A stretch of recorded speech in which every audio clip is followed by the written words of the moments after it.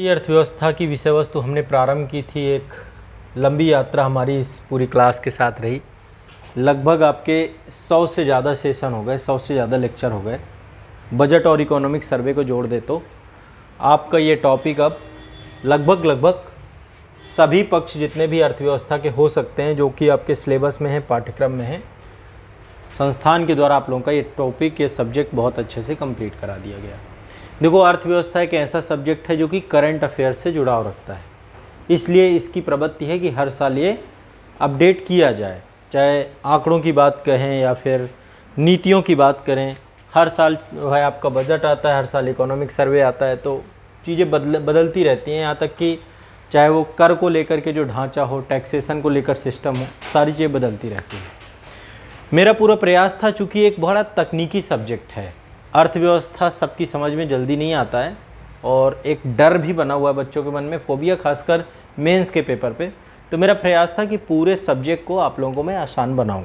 ठीक है, तो अभी तक क्या क्या टॉपिक हमने पढ़े हैं, क्या क्या टॉपिक हमें पढ़ने चाहिए थे, वो सारे टॉपिक मैं आपसे डिस्कस करूँगा कि ये टॉपिक हमने पढ़े हैं। और यदि आपको लगता है कि कुछ टॉपिक कहीं पर रह गए हैं, छूट गए हैं, तो उसके लिए मैंने आपको बुक्स भी बताई थी कि आपको ये बुक्स भी साथ में लेके चलना था। और जब सामाजिक न्याय की विषय वस्तु हम लोग करेंगे तो वहाँ पर भी कुछ टॉपिक, चूँकि अर्थव्यवस्था से उनका जुड़ाव रहता है, तो वो टॉपिक वहाँ पर भी आपके कवर होंगे।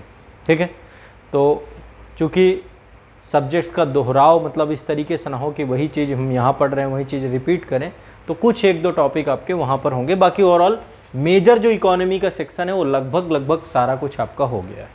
बहुत बेसिक से मैंने इस पूरे टॉपिक को पढ़ाया था, बहुत बेसिक से शुरुआत हुई थी और बेसिक से ले करके हमने एडवांस लेवल तक की अर्थव्यवस्था हर एक टॉपिक पे पढ़ी है। तो देखिए, पहले तो मैंने आपको 2 किताबें भी कही थी साथ साथ कि मेरी क्लास करनी है, और साथ में ये एक घटना चक्र भी आता है आपका, है ना, पुनरावृत्ति। तो इसमें पिछले साल के क्वेश्चन पेपर होते हैं। वैसे इसकी पूर्ति आपकी वाणी से भी हो जाती है, वाणी में भी 30 साल के प्रश्नों को दिया होता है। तो मैंने साथ साथ आपको बताई थी कि एक पुस्तक आप रमेश सिंह की पढ़ सकते हैं। ठीक है, रमेश सिंह की पुस्तक आपकी हर साल इसका एक संस्करण आता रहता है, ये भी अपडेट होती रहती है पुस्तक। तो करंट अफेयर्स की पुस्तक है। मेरे द्वारा भी जो आपके बैचेज़ हैं, ऑनलाइन बैच हैं, वहाँ पर हम लोगों ने सतत इसको पिछले साल भी पढ़ाया था, उसके पिछले साल भी पढ़ाया था, उसके पिछले साल भी पढ़ाया था। मुझे लगता है संस्थान में 6वीं या 7वीं बार भारतीय अर्थव्यवस्था पढ़ाई गई है, 7वीं बार मान सकते हैं, मेरे द्वारा 3री बार। ठीक है, 3rd टाइम, बाकी रविंद्र सर ने पढ़ाया है। तो भारतीय अर्थव्यवस्था आपका लगभग ये पूरा सब्जेक्ट आपका कंप्लीट हो गया।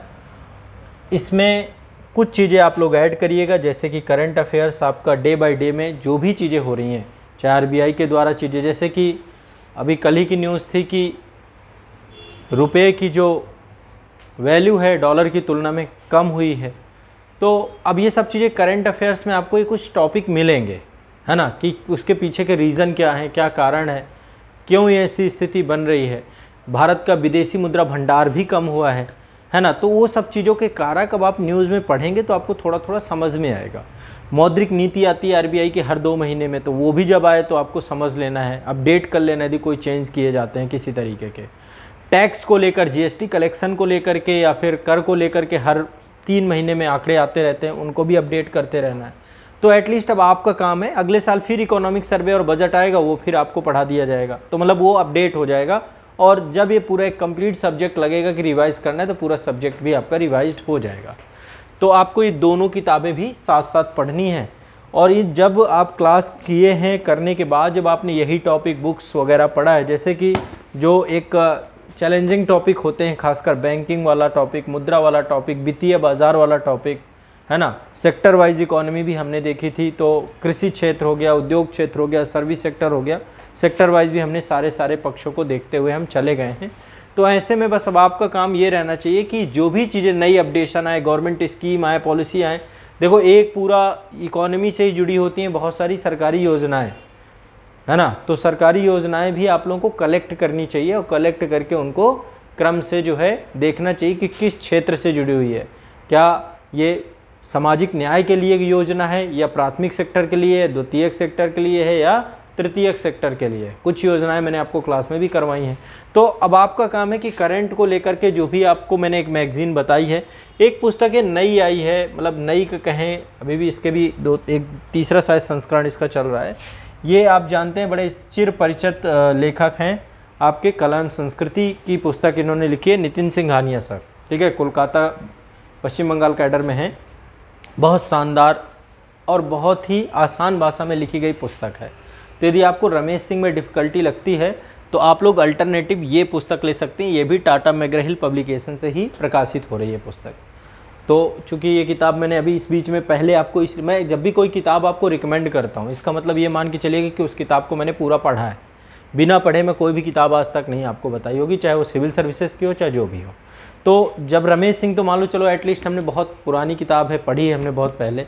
रमेश सिंह हो गई, लालेन लाल पढ़ी है मैंने, मिश्रम पुरी, दत्तम सुंदरम, ये सारी किताबें जितनी, दत्तम सुंदरम भी इस बीच में मैंने काफ़ी कुछ उसका भी किया, और ये वाणी भी मैं आपको बता रहा हूँ तो एटलीस्ट मैंने पढ़ी है। मतलब मैं बिना पढ़े कोई किताब बताता नहीं हूँ।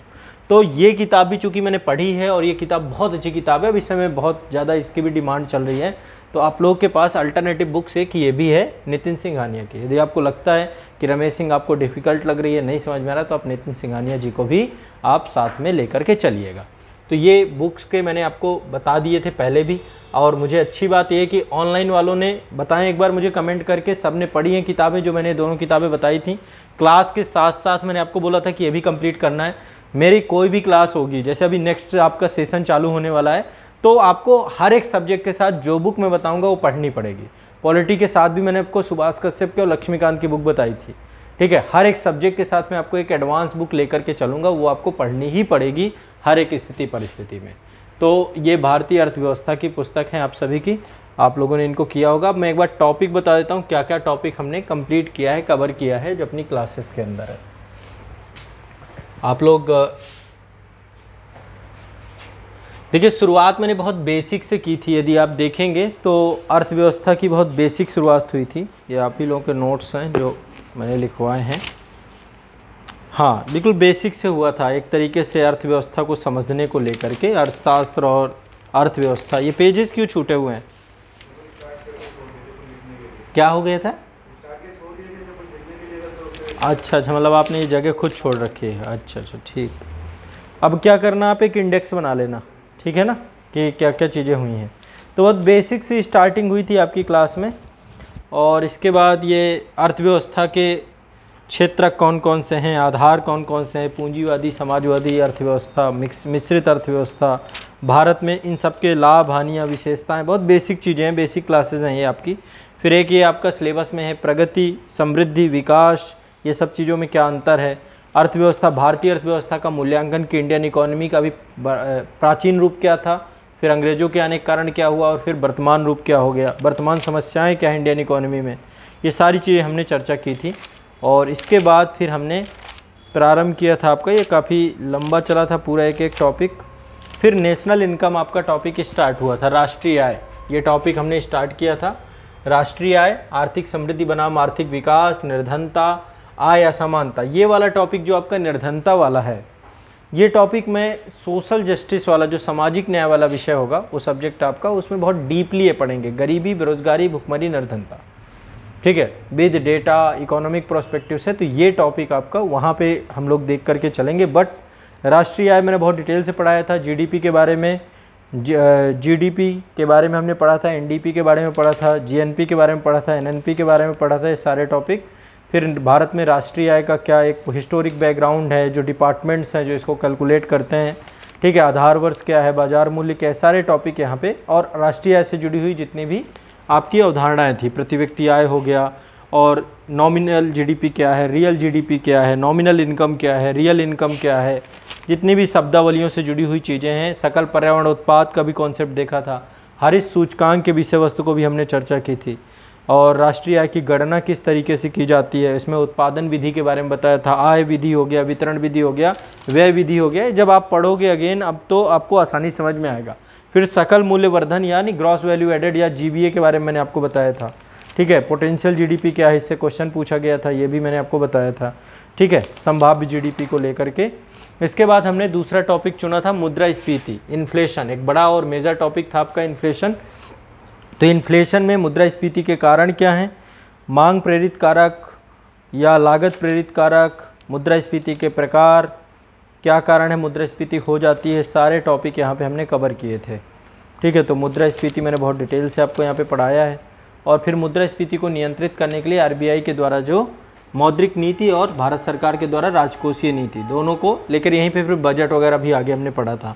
तो मौद्रिक नीति के अंतर्गत मैंने आपको डिटेल से बताया था 2 टूल्स होते हैं आरबीआई के, मात्रात्मक यानी कि क्वालिटेटिव एंड क्वांटिटेटिव, गुणात्मक और मात्रात्मक। क्वालिटेटिव यानी कि गुणात्मक और क्वांटिटेटिव मतलब मात्रात्मक टूल्स। तो इसमें फिर हमने CRR, SLR, repo rate, reverse repo rate, bank rate, है ना, MSF के बारे में, इन सब के बारे में डिटेल से, ओपन मार्केट ऑपरेशन, ये सारे टॉपिक हमने यहाँ पढ़े थे। ठीक है।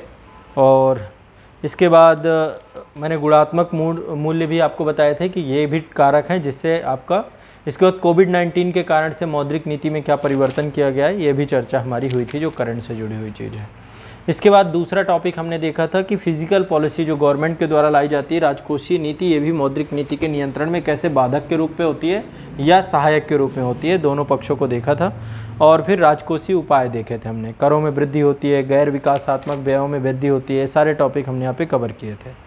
फिर इसके बाद आपका मौद्रिक नीति के उद्देश्य क्या हैं, क्यों मुद्रास्फीति जरूरी है, क्यों महंगाई जरूरी है देश के आर्थिक विकास के लिए, लेकिन मैंने ये भी बताया था कि कितनी आपकी मौद्रिक स्फीति होनी चाहिए जो देश के लिए सकारात्मक रूप में रहेगी, नहीं तो ये नकारात्मक भी हो जाती है। तो ये सारी चीज़ें समझी थी। मुद्रा अपस्फीति के बारे में भी हमने समझा था, फिर जो है अवस्फीति के बारे में समझा था, मुद्रास्फीति जनित मंदी के बारे में समझा था। इसके बाद हमने जो है अन्य जो शब्दावलियाँ हैं वो भी इससे देख करके पढ़ा था हमने। फिर उसी समय पे हमारा बजट आ चुका था, केंद्रीय बजट। तो केंद्रीय बजट के बारे में फिर मैंने आपको बजट पहले समझाया था, उसका फंडामेंटल बेसिक्स, उसका हिस्टोरिक बैकग्राउंड, और फिर जो तत्कालीन बजट था उस बजट के बारे में भी मैंने आपको बताया था, सारे बजट में क्या क्या चीज़ें हुई हैं। फिर इसी में हमने टैक्सेशन सिस्टम समझा था, भारत का कर ढांचा क्या है ना, तो उसको भी हमने यहाँ पे समझने का प्रयास किया था। 2 तरीके के जो खासकर इनकम टैक्स को लेकर जो 2 टैक्स स्लैब बने हुए हैं उनको भी समझाने का प्रयास किया था मैंने आपको। प्रत्यक्ष और अप्रत्यक्ष सभी प्रकार के करों के बारे में आपने पढ़ा था, मैंने आपको कॉर्पोरेट टैक्स बताया था। इसके बाद जो है आपके जो अन्य जितने भी टैक्सेस हैं सभी टैक्स के बारे में, जो अल्टरनेटिव टैक्स हैं। और इसके बाद जीएसटी को हमने बहुत डिटेल से मैंने आपको समझाया था कि जीएसटी की आवश्यकता क्यों पड़ी, क्या कारण था, और जीएसटी किस तरीके से वर्क करता है। IGST, SGST और CGST का फार्मूला हमने सारी चीज़ें देखने का प्रयास किया था। इसके बाद ये देखिए सब कुछ नोट्स में है आपके, ये सारे टॉपिक। फिर यहीं पे मैंने टॉपिक, चूँकि बजट चल रहा था, गवर्नमेंट डिसइन्वेस्टमेंट की तरफ काम कर रही थी, तो विनिवेश को लेकर के भी मैंने आपको चर्चा की थी। और विनिवेश क्यों ज़रूरी है, क्यों निजीकरण कर रही है गवर्नमेंट, क्योंकि राजकोषीय घाटा किस तरीके से बढ़ रहा है। FRBM एक्ट के बारे में भी मैंने आपको बताया था, और मैंने बताया था कि कितना राजकोषीय घाटा रखने का लक्ष्य रखा गया है। ये सब चीज़ों पे चर्चा हमारी हुई थी। और विनिवेश के प्रकार बताए थे, विनिवेश करना क्यों ज़रूरी है। फिर यहीं पे मैंने आपको राष्ट्रीय मौद्रीकरण पाइपलाइन, नेशनल मोनेटाइजेशन पाइपलाइन के बारे में भी मैंने आपको बताया था कि गवर्नमेंट ने कैसे ग्रीनफील्ड, ब्राउनफील्ड, ये सब के लिए जो है अब एक ऐसा एक इंफ्रास्ट्रक्चर डेवलप कर रही है जिससे गवर्नमेंट को एक प्राप्त पूंजी प्राप्त होती रहे। तो वो सब चीज़ों को लेकर आपसे डिस्कस हुआ था। ठीक है। विनिवेश में चुनौतियां क्या हैं, निजीकरण क्या है, निजीकरण भी मैंने आपको बताया था, निजीकरण के लाभ क्या है, निजीकरण के हानि क्या है। ये बर्निंग टॉपिक है क्योंकि इससे क्वेश्चन और इंटरव्यू वगैरह में हर जगह पे क्वेश्चन पूछते हैं। तो विनिवेश के बारे में डिटेल चर्चा हुई थी, सार्वजनिक व्यय, राजस्व व्यय, इन सब के बारे में चर्चा हुई थी आपकी तो बजट में। फिर इसके बाद मैंने विभिन्न प्रकार के घाटे आपको पढ़ाए थे, बजट घाटा क्या है, राजस्व घाटा क्या है, प्रभावी राजस्व घाटा क्या है, राजकोषीय घाटा क्या है, प्राथमिक घाटा क्या है, मौद्रीकृत घाटा क्या है। सारे टॉपिक आपके सिलेबस में A to Z यहाँ पर दिए गए हैं। बजट 2022-23 मैंने आपका डिटेल में पढ़ाया था इस पूरे सेशन में। आने वाले सेशन पे फिर आपका 23, 24, 25 वो बढ़ता रहेगा, जब भी आपका आएगा बजट में आपका हमेशा अपडेट कराता रहूँगा। इसके लिए आपको निश्चिंत रहना है। PM गति शक्ति योजना, फिर सड़क क्षेत्र में रेलवे, कृषि क्षेत्र, कौशल विकास, सब के लिए जो जो काम किए गए हैं। ठीक है। फास्ट में राइटिंग गड़बड़ा रही है आपकी, थोड़ा सा सुधार करिए इसमें। ठीक है। और नॉर्थ ईस्ट के लिए क्या किया गया, सब चीज़ों को लेकर। फिर इसके बाद हमने इकोनॉमिक सर्वे भी देखा था। ठीक है। तो इकोनॉमिक सर्वे का आर्थिक सर्वेक्षण 2021-22 का हमने यहाँ पर डिस्कस किया था, जो कि लेटेस्ट अभी आपका है। तो इसमें भी जो भी महत्वपूर्ण पक्ष थे उन सभी पक्षों को समझा गया, पढ़ा गया। फिर इसके बाद हमने स्टार्ट किया भारत में बैंकिंग, है ना। बैंकिंग में पहले बैंक के बारे में एक हिस्टोरिक बैकग्राउंड, फिर हमारा जो बैंकों का बैंक है रिजर्व बैंक ऑफ इंडिया, इसके बारे में मैंने आपको पढ़ाया। फिर इसके बाद भारत के जितने भी सार्वजनिक बैंक हैं उनके बारे में चर्चा हुई है ना। सार्वजनिक बैंकों के बारे में चर्चा हुई। फिर इसके बाद आरबीआई काम कैसे करता है ना, अनुसूचित बैंक क्या है, गैर अनुसूचित बैंक क्या हैं, सार्वजनिक क्षेत्र के बैंकों में कौन से आते हैं, निजी क्षेत्र के बैंकों में कौन से आते हैं। इसके बाद आपके कोऑपरेटिव बैंक क्या हैं, विदेशी बैंक कौन कौन से हैं, क्षेत्रीय ग्रामीण बैंक, रूरल रीजनल बैंक क्या हैं, ये सारे जो है बैंक इसमें डिटेल से देखे गए हैं, खूब डिटेल से इसमें A to Z कुछ नहीं छोड़ा मैंने। यहाँ तक कि मैंने आपको मुद्रा योजना और ये सब चीज़ें बताई हैं जो आपकी वित्तीय समावेशन की दिशा में हो सकती है। तो ये टॉपिक हमने पूरा पढ़ा था। इसके बाद जो है आपका बीच बीच में कई बार वित्तीय बाजार के बारे में भी चर्चा हुई, तो वो भी मैंने आपको बताया। NBFC के बारे में पढ़ाया कि NBFC क्या है, इनका योगदान क्या है ना। और इसके बाद जो है आपका बैड बोर्ड ब्यूरो ये क्यों बनाया गया, क्या ज़रूरत पड़ी इसका, बैड बैंक का कॉन्सेप्ट जो आपका आया, बैड बैंक क्यों लाए जा रहे हैं। NPA मैंने बहुत डिटेल से आपको पढ़ाया है कि गैर निष्पादित परिसंपत्तियाँ क्या होती हैं, है ना, डाउटफुल एसेट्स क्या हैं, लॉस एसेट्स क्या हैं, और कैसे सब स्टैंडर्ड्स एसेट्स क्या हैं, कैसे कोई लोन जो है NPA में बदल जाता है। इन सभी पक्षों पे हमने बहुत अच्छे से चर्चा की थी। NPA को कैसे प्रबंधित किया जाए, सरकार को इस दिशा में क्या काम करना चाहिए, तो एक ओपिनियन आपका क्रिएट हो सके उसको लेकर के भी 5-5, 6-6 पॉइंट आपके हैं। बैड बैंक का जो कॉन्सेप्ट अभी है इसके बारे में भी मैंने आपको बताया था।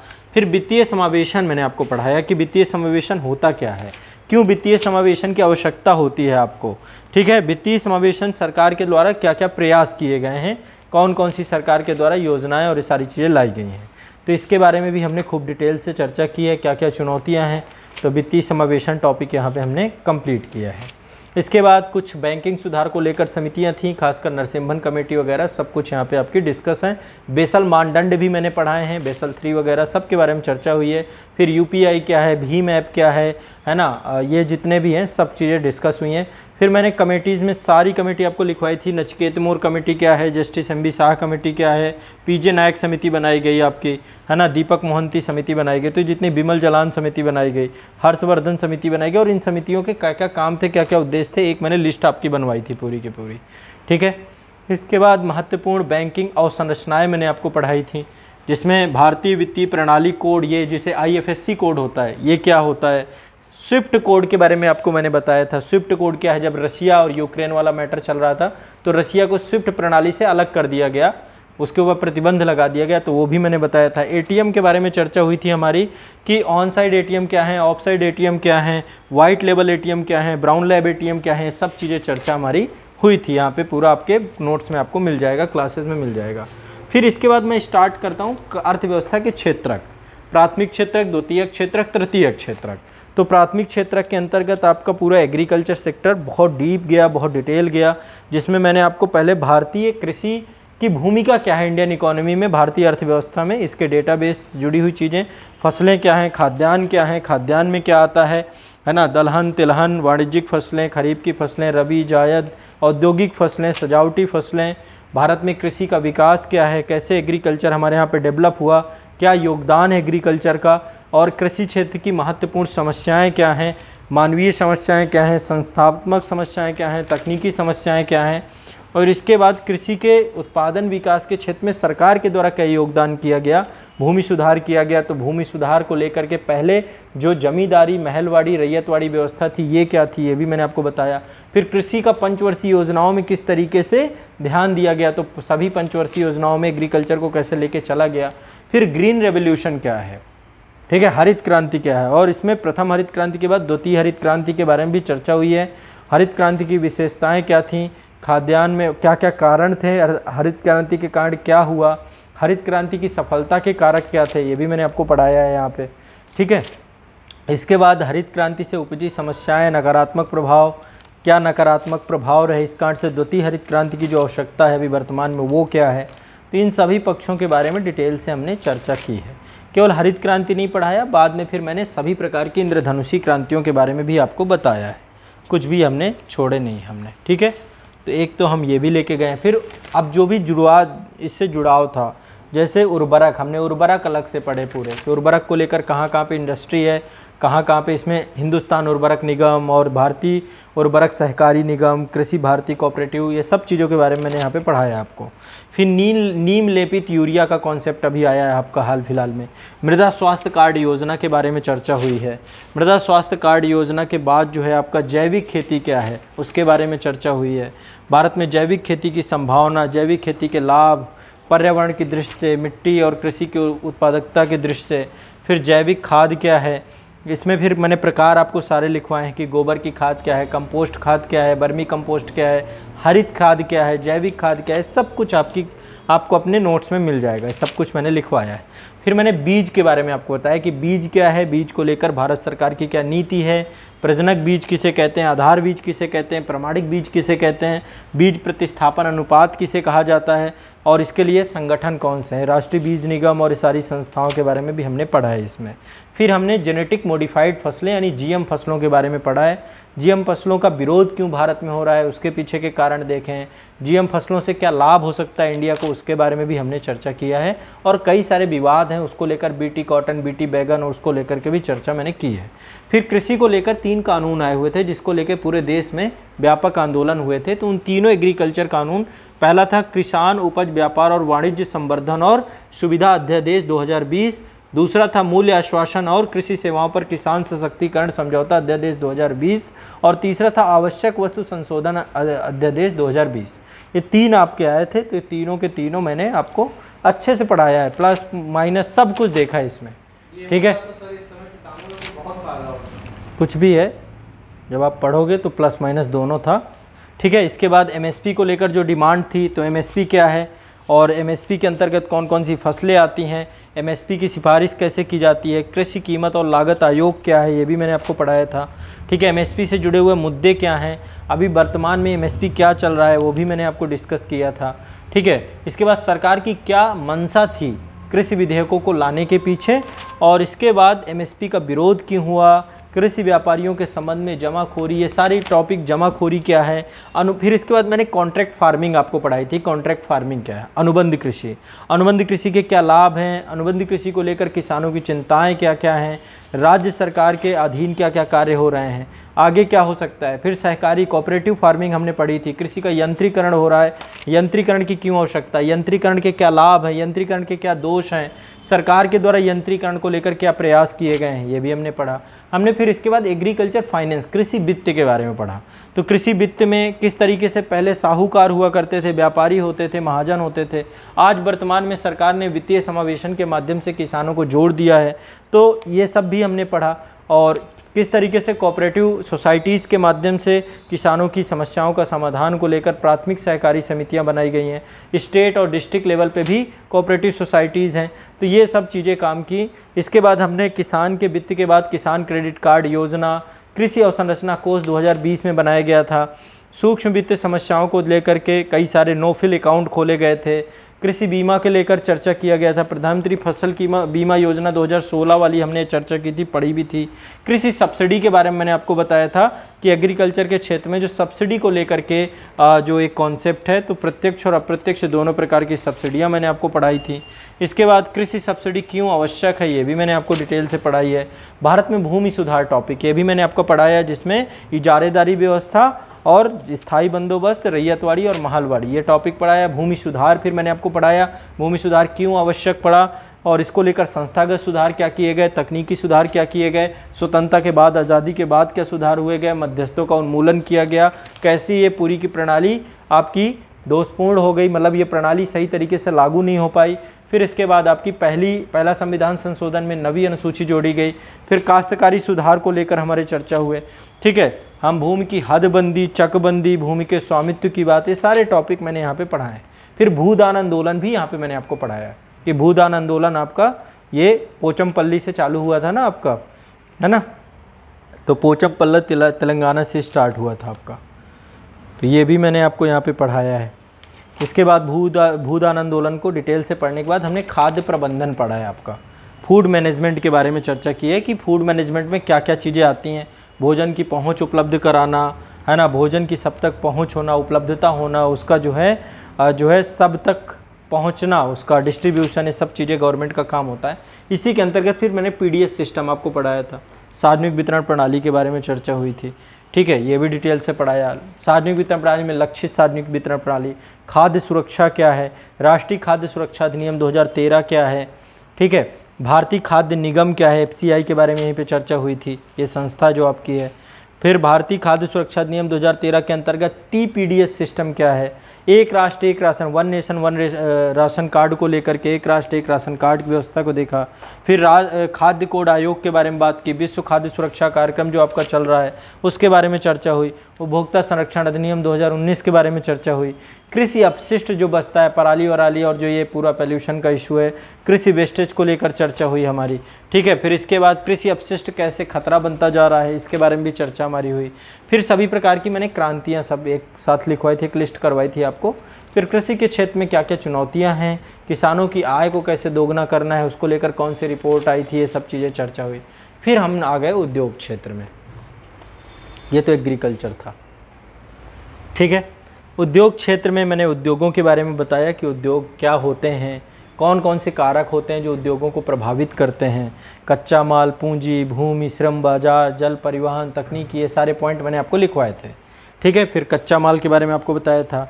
फिर इसके बाद मैंने आपको आकार के आधार पे उद्योगों को कैसे बांटा गया है, लघु उद्योग, बृहद उद्योग, स्वामित्व के आधार पे निजी, सार्वजनिक, संयुक्त, सहकारी उद्योग, विनिर्माण उद्योग, निर्माण उद्योग, ठीक है। फिर भारत की औद्योगिक नीति 1948 से लेकर 1991 तक की क्रम से 1948, 1956, 1969, 1973, 1977, 1980, 1991, ऐसे करके सारी नीतियाँ मैंने आपको क्रम से पढ़ाई थी।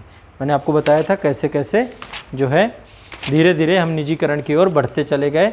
फिर भुगतान संतुलन हमने बैलेंस ऑफ पेमेंट मैंने यहाँ पे भी पढ़ाया था, बैलेंस ऑफ पेमेंट बाद में समझाया भी आपको। बैलेंस ऑफ पेमेंट में मैंने आपको बताया किसी भी देश में भुगतान संतुलन का महत्व क्या होता है, चालू खाता क्या होता है, पूंजीगत खाता क्या होता है, वित्तीय खाता क्या होता है, ये सब बताया था।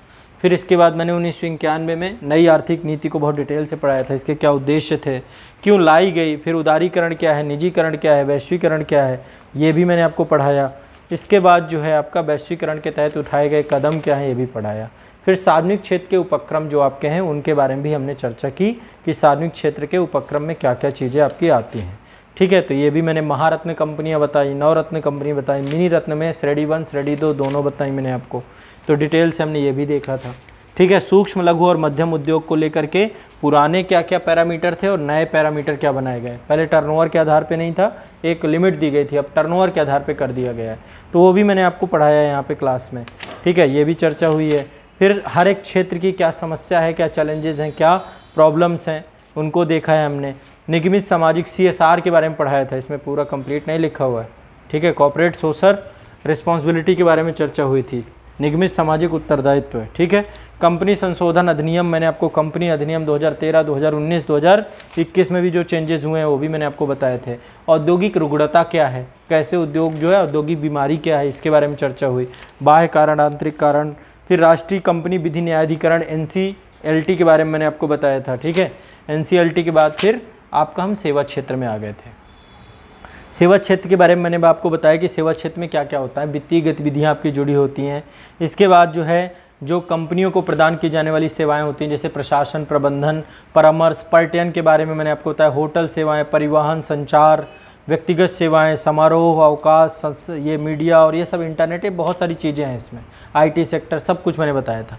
फिर बीमा क्षेत्र के बारे में मैंने यहाँ पे डिटेल से पढ़ाया आपको, जीवन बीमा निगम बताया, जनरल इंश्योरेंस कंपनी बताया, ठीक है। फिर सरकार की समर्थित बीमा योजनाएं मैंने आपको बताई बहुत सारी, जन आरोग्य योजना। फिर इसके बाद मैंने पर्यटन के बारे में आपको डिटेल से बताया कि पर्यटन को लेकर देश में क्या स्थिति है, चिकित्सा पर्यटन क्या है, इको पर्यटन क्या है, रिवेंज टूरिज्म क्या है, सूचना प्रौद्योगिकी IT सेक्टर के बारे में मैंने आपको बताया। फिर इसके बाद मैंने आपको निवेश मॉडल बताए, निवेश मॉडल में आपको मैंने सभी प्रकार के मॉडल बताए, कैसे इनका वर्गीकृत किया गया। BOT मॉडल पढ़ा आपने, BOO मॉडल पढ़ा, BOLT मॉडल पढ़ा, BROT मॉडल पढ़ा, फिर आपने LDO मॉडल पढ़ा, EPC मॉडल पढ़ा, HAM मॉडल पढ़ा, PPP मॉडल भी पढ़ा आपने, ठीक है। तो PPP क्षेत्र के साथ ये पूरा का पूरा टॉपिक आपने बहुत अच्छे से समझा। इसके बाद फिर मैंने आपको लास्ट में टॉपिक जो था आपका वो था वित्तीय व्यापार वाला टॉपिक, जो वित्तीय बाजार वाला, मुद्रा बाजार, पूंजी बाजार, ये सारे टॉपिक। तो वित्तीय बाजार जिसमें मुद्रा बाजार, पूंजी बाजार हमने पढ़ा था, वित्तीय बाजार के बारे में मैंने बताया, मुद्रा बाजार अल्पकालिक ऋण के लिए, फिर वित्तीय बाजार आपका जो पूंजी बाजार था दीर्घकालिक ऋण के लिए। कॉल मनी क्या होती है, राजकोषीय विपत्र क्या होते हैं, ट्रेजरी क्या होते हैं, नगर प्रबंध विपत्र क्या होते हैं, कैश मैनेजमेंट बिल क्या होते हैं, जमा पत्र क्या होते हैं, ये जितने प्रकार के भी आपके टर्म्स हैं सारे, वाणिज्यिक बिल क्या होते हैं। पूंजी बाजार में भी मैंने आपको शेयर मार्केट के बारे में बताया कि प्राथमिक बाजार में आपका जो कोई भी कंपनी अपना पहला आईपीओ लेकर के आती है, फिर द्वितीयक बाजार शेयर मार्केट के बारे में हमारी चर्चा हुई, खूब डिटेल से। स्टॉक एक्सचेंज क्या होते हैं, ठीक है, ऋण पत्र क्या होते हैं, फिर कितने प्रकार से शेयर बाज़ार में हम इन्वेस्टमेंट कर सकते हैं, इस विषय पे भी हमारी चर्चा हुई थी। बॉन्ड्स के बारे में बताया था, जिसमें जीरो कूपन बॉन्ड क्या है, मसाला बॉन्ड क्या है, नगर निगम बॉन्ड क्या है, सॉवरेन गोल्ड बॉन्ड क्या है, ये सब चर्चा हुई थी। म्यूचुअल फंड क्या है, इक्विटी फंड क्या है, हाइब्रिड फंड क्या है, हर प्रकार के फंड जितने प्रकार के हो सकते हैं, म्यूचुअल फंड से क्या लाभ है, क्या हानि है, डेरिवेटिव्स क्या होते हैं, ठीक है, डेरिवेटिव्स भी मैंने आपको बताया था, जिसमें वायदा अनुबंध, आगामी विकल्प अनुबंध, विनिमय, ये सब के बारे में चर्चा हुई थी। फिर मैंने आपको सेबी के बारे में बताया कि सेबी के क्या कार्य हैं। फिर एक साइट बनाया गया है, प्रतिभूति अपीली न्यायाधिकरण बनाया गया, एक ट्रिब्यूनल बनाया गया, उसके बारे में भी पढ़ाया। बुल मार्केट क्या है, बियर मार्केट क्या है, ये चर्चा हुई। फिर बैलेंस ऑफ पेमेंट में मैंने आपको चालू खाता, पूंजीगत खाता, शुद्ध त्रुटियां और उसकी चूकें, विदेशी मुद्रा भंडार, ये टॉपिक आपका ये भी कवर करा है आपका। तो रेमिटेंस के बारे में मैंने आपको बताया है कि रेमिटेंस क्या है, पूंजीगत खाते में क्या क्या चीज़ें आती हैं, है ना, और इसके बाद जो है आपका शुद्ध त्रुटियां और चूकें क्या हैं, और विदेशी मुद्रा भंडार भी मैंने बताया। अभी हाल ही में विदेशी मुद्रा भंडार हमारा काफ़ी कम हुआ है, 500 कुछ है आपका बिलियन डॉलर, है ना। तो एक बार ये अपडेशन करते रहना, जो भी चलता रहना। 634 वो जनवरी का डेटा था, अभी शायद लेटेस्ट डेटा जो है 576-78 के आसपास है, एग्जैक्ट आप लोग एक बार देख लीजिएगा, ठीक है। हाँ, तो ये जो है आपका इसी कारण से रुपए की वैल्यू भी गिर रही है ना। तो ये आपका पूरा का पूरे जितने भी टॉपिक आपके मेजर टॉपिक है, जहाँ से प्रश्न पूछ सकता है प्री में, मेंस में, वो सारे मैंने कवर कराए हैं। उद्देश्य मेरा सिर्फ एक ही था कि आप आसानी से पूरे के पूरे टॉपिक को समझ पाएँ, मतलब आपका ऐसा ना रहे कि कोई टॉपिक रह जाए। तो मेरा उद्देश्य था कि बहुत होलिस्टिक अप्रोच में आपको पढ़ाऊँ, कुछ भी छूटे ना, और बहुत आसानी से आप चीज़ों को समझते चले जाएँ। तो उस डायरेक्शन में मैंने इंडियन इकोनॉमी आप लोगों को कवर करवाई है। कोई भी टॉपिक जो आपको लग रहा हो, देखो एक तो मैं हमेशा कहता हूँ कि आपको समग्रता से यदि पढ़ना है तो इसके लिए बुक को साथ में लेकर के चलना पड़ेगा। तो बुक आपके पास अल्टरनेटिव मैंने आपको बता रखी है, आप उससे पढ़िए। जहाँ नहीं समझ में आते थे, कोई शब्दावली टर्म्स का इशू है, तो टर्म्स के लिए आपको देखो इंटरनेट का भी सहारा लेना पड़ेगा। करंट अफेयर्स में जून का है 601 अरब डॉलर, अभी और कम हुआ है, अभी लेटेस्ट आपका जुलाई में, अभी हाल फिलहाल में और कम हुआ है। आज कल का डेटा है शायद 500 कुछ रुपये, 576 या 585-86 है।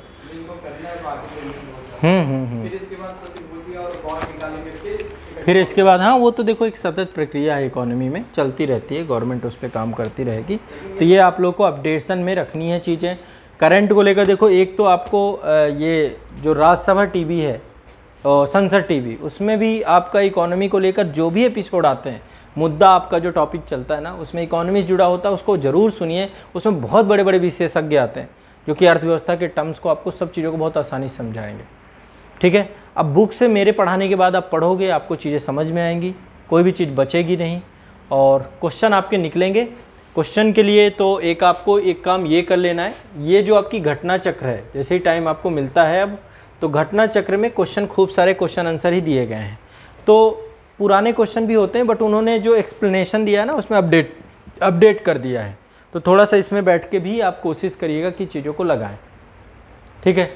तो देखो थोड़ा सा इतना डिटेल में पढ़ाने में समय तो लगता है, मैंने प्रयास यही करता हूँ कि चीज़ें आपकी हल्के में ना रहें, जो भी मैं पढ़ाऊँ डिटेल में पढ़ाऊँ। तो जैसा भी है, अपने आप में एक समय के बाद ये पूर्णता की स्थिति को प्राप्त कर रहा है सब्जेक्ट। तो अब आपका ये टॉपिक कंप्लीट हो रहा है।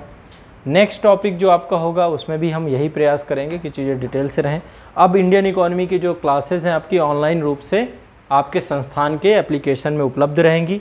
जिन भी छात्रों को दोबारा रिवीजन करना है, दोबारा देखना है, तो आपको एक पर्टिकुलर सब्जेक्ट के तौर पे आप इससे जुड़ सकते हैं।